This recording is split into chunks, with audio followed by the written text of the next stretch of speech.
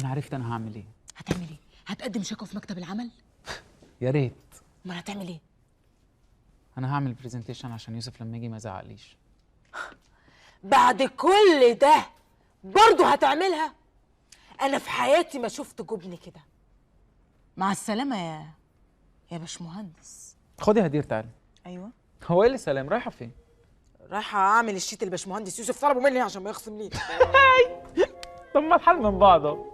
بعدين يا هدير احنا هنحور ليه؟ ما هو شغلنا ده ولا مش شغلنا؟ ايوه هو الصراحه يعني شغلنا، احنا مكبرين الموضوع قوي، وبعدين باشمهندس يوسف كويس معانا يعني وغلبان. ولا معاملته ادب واحترام الدنيا، مش هنلاقيها بره لعلمك المعامله دي.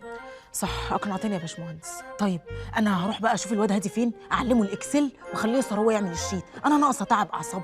وانا هشوف اي موظف، شوفي اي موظف يعمل برزنتيشن دي عشان انا مش ناقص هبل. ربنا معاك يا باشمهندس، في رعايه الله. الله يخليكي. مش عارفه هيلاقي فين موظفين كفء كده. الواد هادي فين؟